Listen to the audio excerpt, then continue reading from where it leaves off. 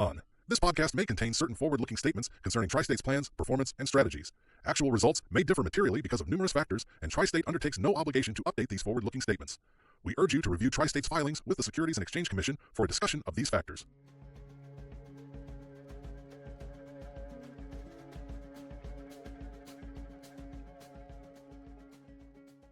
So as an intro, if you can let us know your name, cooperative, your role, and how many Tri-State annual meetings you've been to.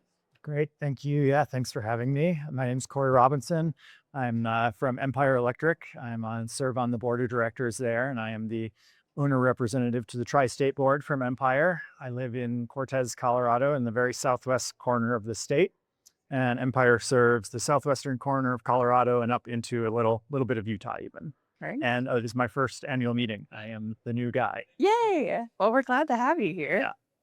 So I hear you self-describe as an energy nerd and that you also have a background as a photographer and documentarian. So it seems like you have a love for protecting and preserving the land. So how do you think about the role of your cooperative and what it plays in balancing and maintaining reliable service while also protecting the history of Cortez? Yeah, big question. But I think a lot of it gets to a lot of the reasons we love where we live. We right in our backyard, we have big mountains, we have big, steep red rock canyons and kind of everything in between. So the physical geography is a huge draw for us. And it's not too busy either. One of my favorite stats about Montezuma County, where we live, is there were more people living there 1,000 years ago than there are today. So that gives you a sense of kind of the rural nature of things. And the evidence of those people are everywhere as well. Whether it's at Mesa Verde or Canyons of the Ancients, the archaeological sites in our area are really remarkable. So while those are all really wonderful things for us as we live there, it's a really big challenge to serve our member owners with electricity. So it makes me really proud of the work that Empire does and Tri-State to affordably and reliably serve our member owners and meet their electrical needs. One of the other things that I love about where we live is that it is one of the sunniest places in the state, and that's a resource that is in need now and is in demand. And so we're really proud in our service territory to host the Dolores Canyon Solar Project, which is one of Tri-State's first owned projects, and certainly hope to bring more of the tax dollars and jobs to our rural community in smart, responsible development in that area. So it's a difficult area to serve, but we love it. We call it home, and we're really proud of the work that Empire and Tri-State does to keep it reliable and affordable. That's great. Yeah, difficult to serve, but definitely beautiful. Mm-hmm. So when thinking about things like wildfire mitigation out there, why is that important to Tri-State's board and to the cooperatives? Yeah, wildfire is a big one. It's certainly an existential threat for any utility. We worry about it from financial reasons, but also because we're members of the community. And if we were to be responsible for a fire, that would be just devastating for our neighbors and our businesses and our economy. So we take it very seriously. Certainly at Empire and Tri-State, I know we have significant vegetation management policies that we adhere to and constantly are working on.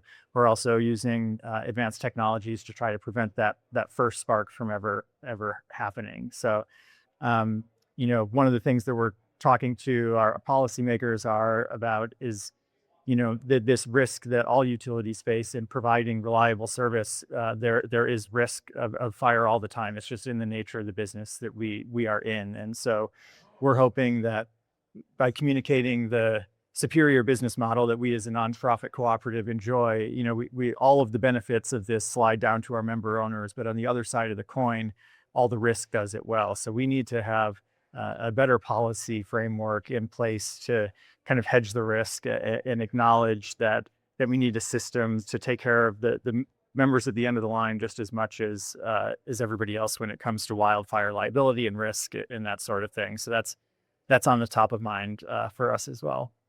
So enhancing those local voices, it sounds like, is really important.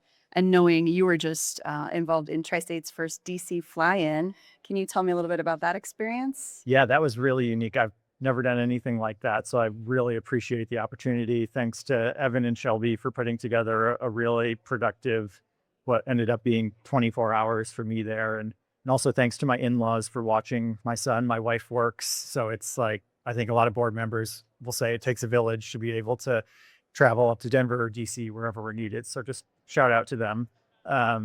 But yeah, we had a really compelling story to tell. We were there to talk about the New Era money as part of the Inflation Reduction Act. And like I said, when it comes to the member benefits and the member risk, it's all our member owners that get to enjoy this. And the New Era money was one of the first large investments in rural electric cooperatives in decades. And the benefits were going to be felt by our members, not by Wall Street, not by our investors. And it really, the story of being able to level the playing field for our rural communities as we compete against investor-owned utilities was really strong for really anybody that listened.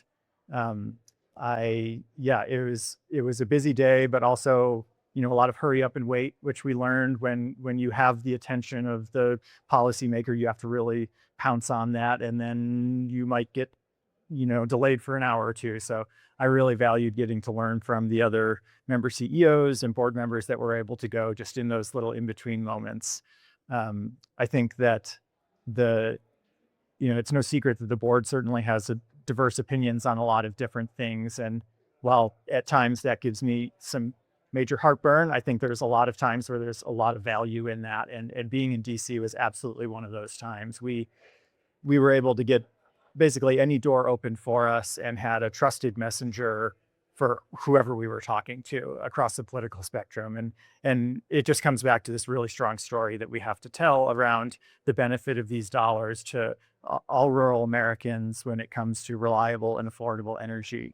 So I thought it was very interesting, really eye-opening to see kind of the halls of Congress and get to speak with these people that you read about in the newspaper, and tell them about the important work that our cooperative is doing for this essential service that we all enjoy. And I'm certainly ecstatic about the news last week that the money was unfrozen and we'll get to be able to continue on as planned with those dollars in the mix.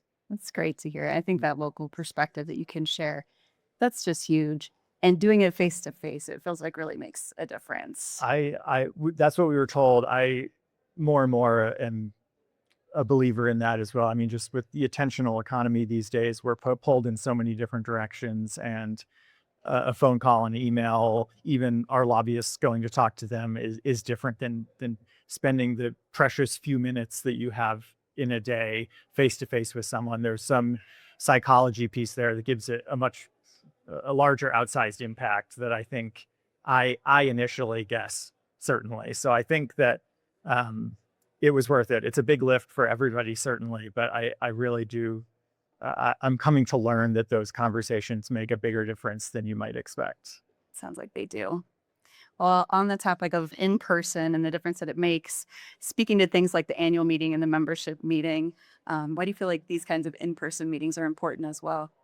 Yeah, I think it comes back to my, what we choose to spend our attention on is really, what we deem important, how we kind of manage our lives. And I think with our phones and emails and everything, it's just trying to be extracted from us in all of these terrible ways that waste a lot of our time. And by people investing the time into these like really, really important decisions that are being made at both distribution co-ops and at the G&T level, I think shows a deep understanding that these decisions matter a lot. And whether it's, the conversations in the hallways or being able to ask a question from a staff member that you bump into, that doesn't happen from a newsletter. It doesn't happen from a Zoom call even. And, there's certainly a time and place for that as well. We all have crazy lives. There are times when you just can't make it work to go in person. And I'm so thankful for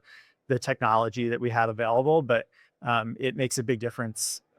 Certainly for me in the position of being asked to make some pretty weighty decisions around the future of the association. I feel a lot more comfortable when I can have a face-to-face conversation with somebody, when I can have, just a small conversation in a hall where there was this one thing that I didn't quite understand, and I can bug Lisa Tiffin about it, and she's so gracious about answering all my questions, and it just makes me feel a lot more comfortable when I go to vote on something in the boardroom, that I've explored every avenue that I think is important when considering these decisions that have a huge effect on a big population. Right. Well, we're glad to have you here for the event, and thank you for taking the time to chat with me today. Yeah, thank you very much. Thanks for tuning in to Western Watts. You can find us on Spotify, Apple Podcast, YouTube, or on our website at tristate.coop/WWPod. We'll catch you next time.